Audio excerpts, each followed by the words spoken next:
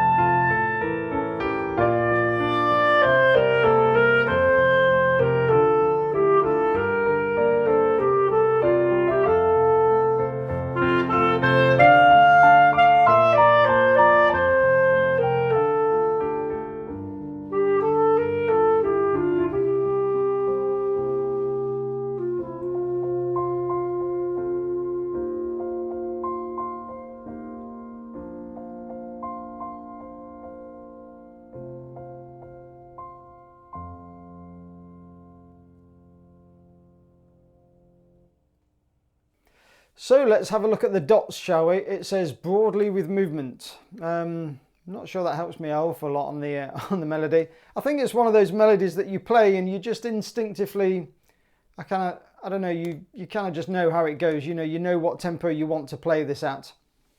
And notice the dynamics. It's one of those pieces that gradually builds up to a bit of a climax and then it sort of backs off a little bit.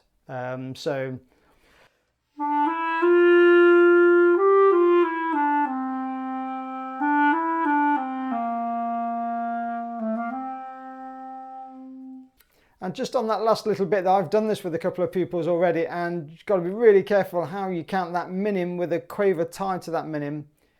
So da, so 1, 2, 3, da da dum. So just make sure you count that. Don't rush it through. And also the first line is quite easy, isn't it? So just make sure. Another thing that I've noticed one or two pupils did with this piece is they just play the first line too fast because it's nice and easy. They want to get through it, and I don't know. So just make sure that you don't start off too fast. Play, find a tempo that you can play the whole thing at. Let's have a look at this second line.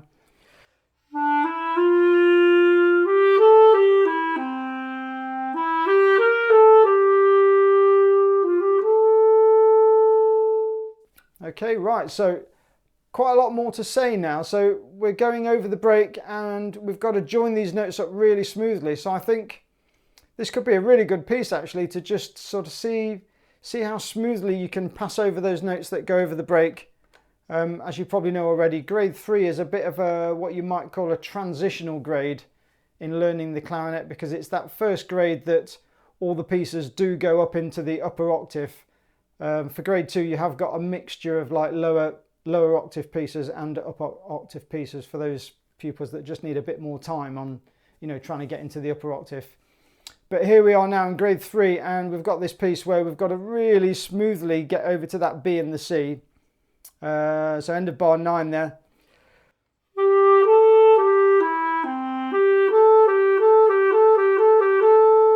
So there, on that first one, A to B, because I'm not actually going higher than B, I would just use a one finger for the B. So I would just do it on the right hand.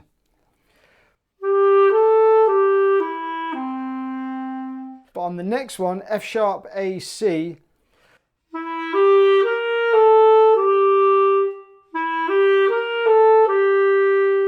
I would play right hand C, and then I would add that key for the B. So I wouldn't kind of go left, right, left, right, left, right, all around those keys. I would, just try and simplify it and make it, make it so it look like I'm not having a little battle with the instrument, so.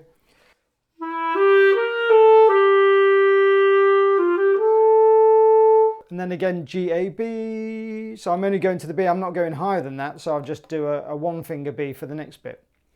So I think this could be a good piece for just sorting out how you cross the break. So generally speaking, I teach my pupils to, if you can put all the fingers down for the B, like if you're playing,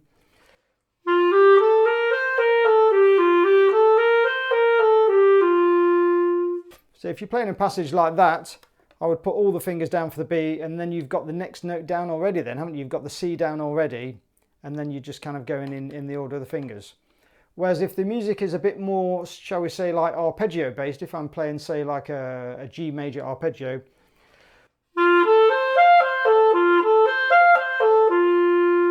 I don't need kind of left and right, I just need one finger for the B, so I would just do that with a right hand B.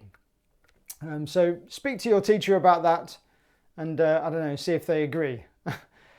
So just make sure as you're playing through that passage that you keep a really steady airflow through the instrument. Don't try and, as soon as you try and like break up the sound and start to try and articulate those notes to try and get the B and the C out, you'll find the whole thing breaks up and it sounds very disjointed.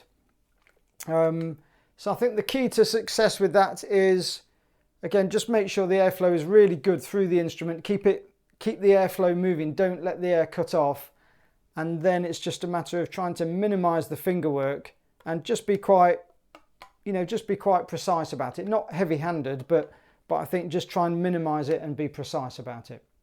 And then going up to 17, we've got these tenuto quavers here. So we want to, really, we've got some forte. We want to put some sound through there.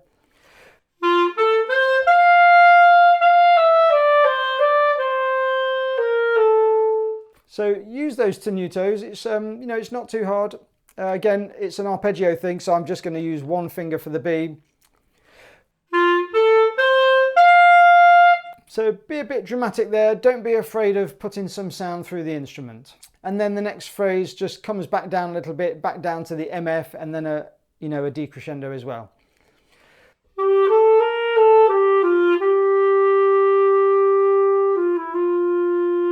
And then again, remember to count those beats.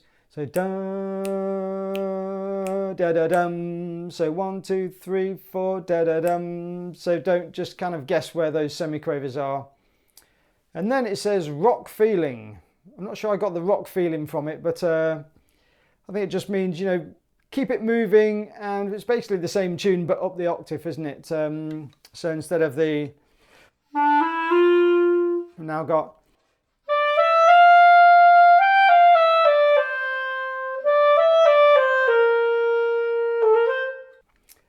so now you can test not only like going over the break, but you can also, test your high notes a little bit, can't you? And this, you might say this is quite high for grade 3. So the end of bar 31 there and 32.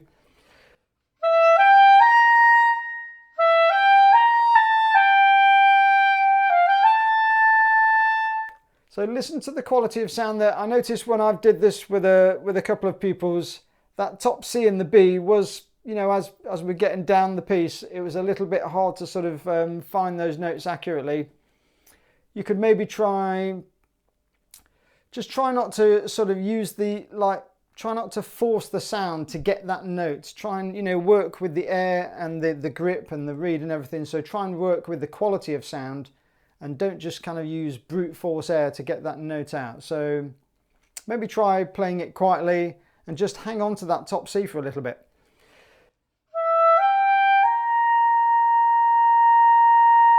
and just see if you can, you know, hold that sound.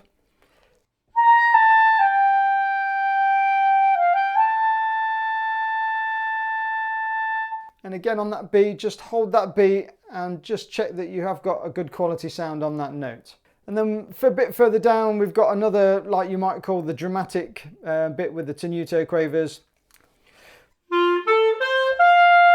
So you've got that again. And then the last line, just be careful how this fits with the piano a little bit. I couldn't really, I'm not sure whether mine's perfect actually. I couldn't quite hear there's a bit I was listening out for in the piano part, which I didn't quite latch onto, but.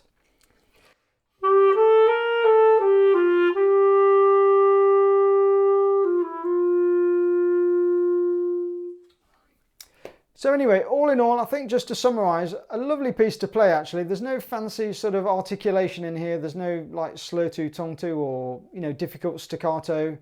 It's very legato. So just, I think, use that legato side of the piece, learn how to play legato and make sure that your airstream and your sound is really constant. And yeah, really enjoy the piece. I think it's a lovely piece to do for grade 3 actually. And don't forget, of course, if you have used the tutorial and you have found the video useful, support the channel, click that like button and, you know, leave me a comment in that comment section and let me know how you're getting on with this piece or just, you know, grade 3 in general. And, yeah, that's it. So have a go at playing along with the accompaniment yourself now and see if you can get it really accurate and really in time. Best of luck for grade 3. I'll see you on the next video. Bye.